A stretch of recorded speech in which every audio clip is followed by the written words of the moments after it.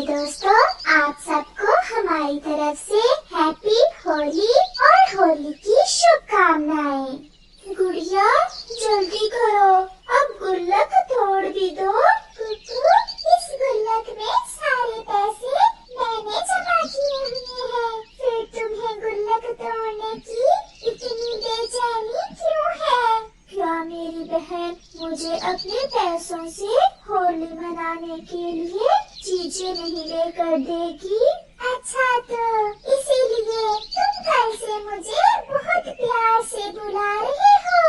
मम्मा चिड़िया जो नदी पर गई हुई थी वो भी घर आ जाती है। कुकू बेटा, पिछली बार होली पर आप घर से बहुत दूर चले गए थे, इस बार ऐसा न करना।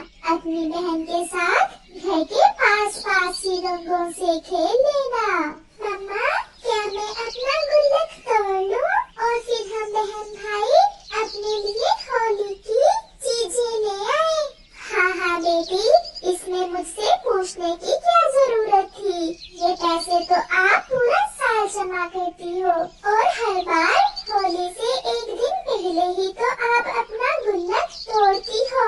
गुड़िया, अब तो तोड़ो ना अपना गुल्लक। 1, 2, 3 और फिर गुड़िया जोर से अपना गुल्लक फर्श पर गिरा देती है, जिसमें से कई सिक्के और कुछ रुपए इधर उधर बिखर जाते हैं। वाह गुड़िया, आपने बहुत पैसे जमा कर रखे थे अपने गुल्लक में। मैं आपकी तरह अपनी पॉकेट मनी फजूल चीजों पर नहीं खर्च करती थी, बल्कि मैं अपने गुल्लक में डाल लेती थी। चलो भाई, अब चाचा कबूतर की दुकान पर जाते हैं। बच्चों, जल्दी घर आ जाना। फिर वो दोनों बहन भाई कबूतर चाचा की दुकान से होली मनाने के लिए कुछ चीजें लेने चले जाते हैं। वो कबूतर चाचा की दुकान पर पहुंच जाते हैं। कबूतर चाचा ने लाल गुलाल, हरे और कई रंगों के गुलाल थालों में सजा कर रखे हुए थे। बड़ी और छोटी पिचकारियाँ भी, सब कुछ था चाचा कबूतर की दुकान पर। मैं भी इस जंगल में होली का सामान लेने आया था, मगर मेरे पास पैसे नहीं है। क्या आप मुझे अपने पैसे दे देंगे? उस छोटे पक्षी की ये बात सुनकर गुड़िया उसकी तरफ देखती है, मगर कुकू तुरंत बोलता है, नहीं, आप कहीं और से मांगे। मैं और मेरी बहन ने ये पैसे बहुत मुश्किल से जमा किए हैं।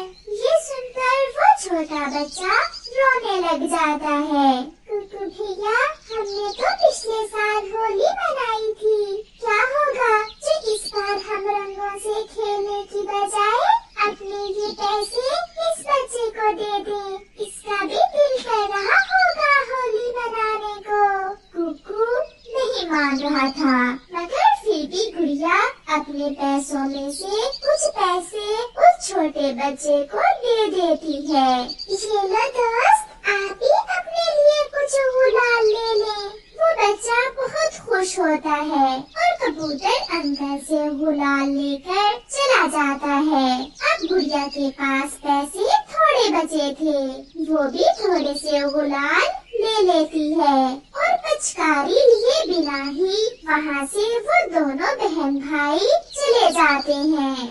रास्ते में जाते हुए गुड़िया अपने भाई से कहती है, भाई रंग थोड़े ही सही, मगर मिठाई के बिना होली का क्या मजा।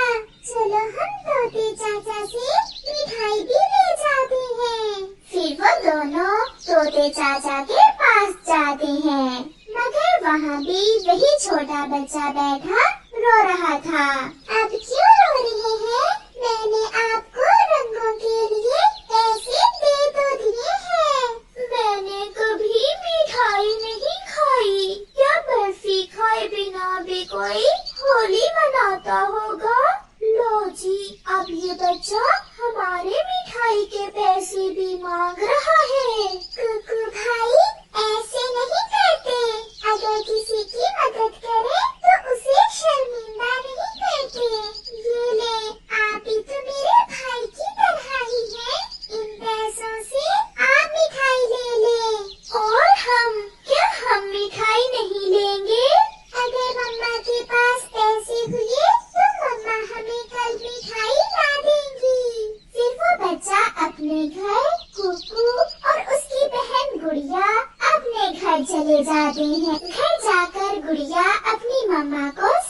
बात बताती है कि कैसे उन्हें कबूतर और तोते चाचा की दुकान पर वो छोटा बच्चा मिला। आज मैं बहुत खुश हूँ। बच्चों, आपने अपनी खुशियाँ किसी दूसरे को दी है। देखना, ऊपर वाला आपको बदले में कितनी और खुशियाँ देगा। फिर वो सब सो जाते हैं। दूसरे दिन बच्चे अभी सोए हुए थे जब मम्मा चिड़िया बाजार जाती है और वहाँ से ढेर सारे गुलाल, बड़ी पिचकारियाँ, मिठाई और गिफ्ट लेकर घर आती है। कुकू और गुड़िया जब सोकर उठते हैं तो अपने घर में ये सब देखकर वो खुशी से उछलने लगते हैं। मम्मा, मम्मा, ये सब कहाँ से आया? बड़ी वाली पिचकारी, ये मुझे बहुत पसंद है। मम्मा, क्या ये सब आप हमारे लिए लाई हैं? हाँ बच्चों, जो नेकी कल आपने की है, मैं उस पर इतना खुश हुई कि अपने बच्चों के लिए कुछ ज्यादा ही पैसे खर्च कर दिए।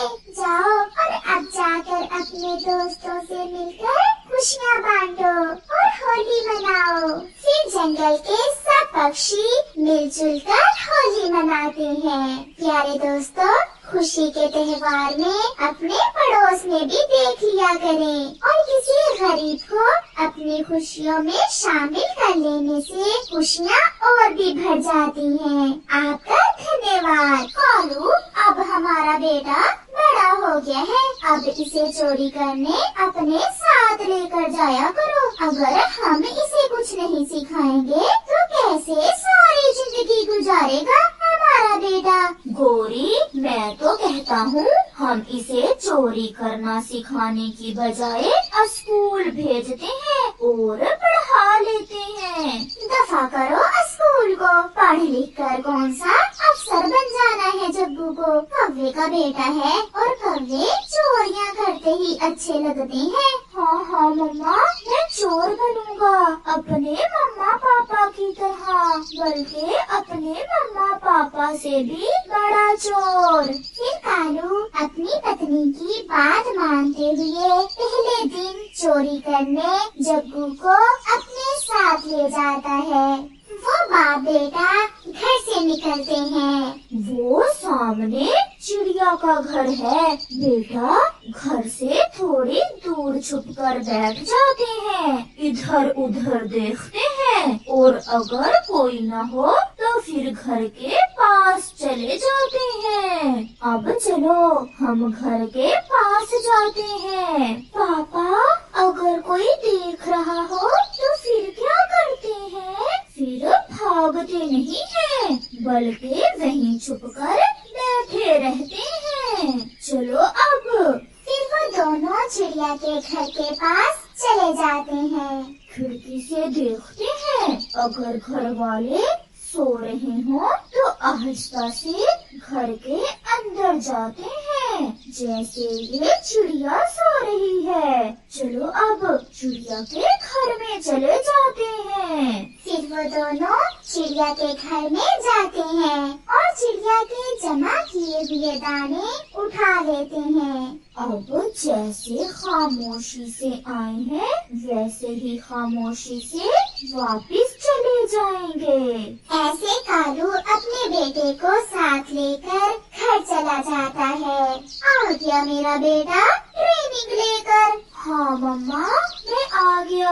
आज मैंने पापा से बहुत कुछ सीखा है। मैंने जग्गू को सब सिखा दिया है। मगर पापा, मैंने देखा है हमने कितनी बार चिड़िया के घर से दाने चुराए हैं, मगर फिर भी कई बार भूखे हम ही सोते हैं। चिड़िया आंटी के घर से तो हमें हर बार दाने मिल जाते हैं।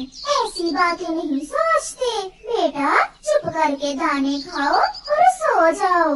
दूसरे रोज जग्गू कौवा यही बात सोचे जा रहा था कि चिड़िया आंटी के घर से दाने क्यों खत्म नहीं होते। यही सोचते हुए जग्गू कौवा चिड़िया के पास चला जाता है। आंटी, आंटी, क्या आपने भोजन खा लिया है? नहीं जग्गू बेटा, आज मैं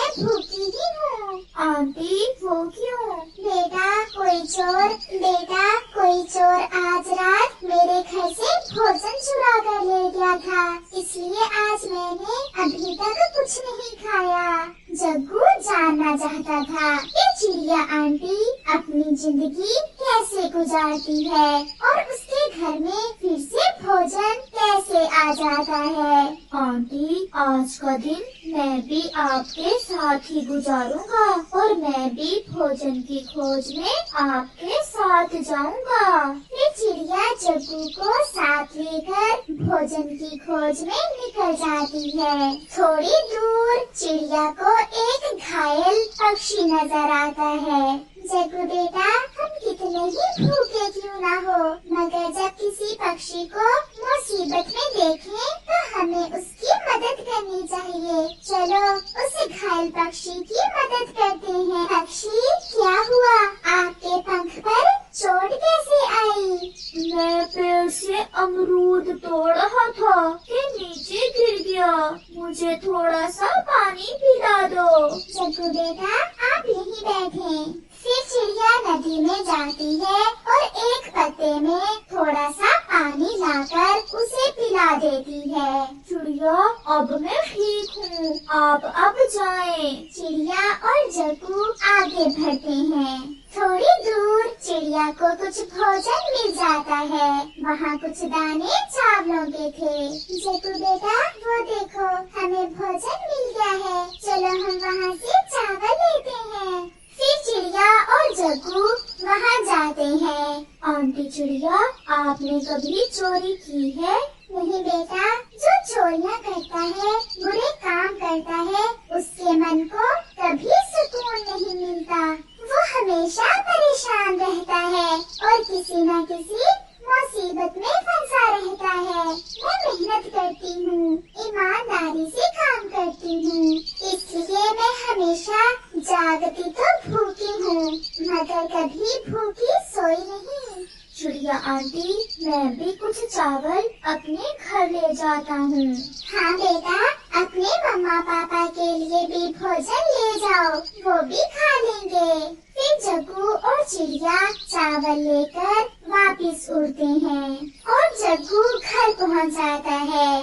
अरे वाह वाह, मेरा बेटा तो पक्का चोर बन गया है, दिन में भी चोरियां करने लगा है। मम्मा, मैंने रात पापा के साथ गुजारी और दिन चिड़िया आंटी के साथ। जो सुकून मुझे चिड़िया आंटी के साथ मेहनत से भोजन ढूंढने में मिला, वो सुकून मुझे रात को पापा के साथ चोरी करने में नहीं मिला। किसी का भोजन चुरा कर खाने से कहीं अच्छा है कि हम अपनी मेहनत से कमा कर खाएं। मैंने आज चिड़िया आंटी से ये सीखा है। जग्गू बेटा, भोजन ढूंढना, मेहनत करना बहुत मुश्किल है और चोरी करना बहुत आसान है। मैंने तो सारी जिंदगी यही सीखा है, मगर मैं आज के बाद चोरी नहीं करूँगा। फिर ऐसे ही कुछ दिन गुजर जाते हैं और फिर एक रात गोरी कौवी तोते के घोंसले से भोजन चुरा रही थी कि तोते की आंख खुल जाती है। चोर चोर, मैं अभी पूछता हूँ तुम्हें। तोता पास में पड़ी बड़ी लाठी उठाकर गोरी के पंख पर मारता है, जिससे गोरी का पंख टूट जाता है और वो वहीं गिर जाती है। दूसरे रोज कोई पक्षी गोरी को उठाकर उसके घर छोड़ जाता है। मम्मा, अगर उस दिन आपने मेरी बात मानी होती तो आज आपका पंख न टूटता। क्या अब आप चाहोगी कि कोई आपके बेटे का पंख भी तोड़ दे और वो भी आपकी तरह सारी जिंदगी के लिए अपाहिज हो जाए? ये सुनकर गोरी कौवी रोने लग जाती है। बेटा, मुझे माफ कर दो, मैं गलत थी। आज मुझे एहसास हो गया है कि बुरे काम का अंत हमेशा बुरा ही होता है। आप ठीक हो बेटा? मगर अब पछताने से क्या, अब गोरी कौवी अपना पंख तुड़वा बैठी थी और वो कभी उड़ नहीं सकेगी।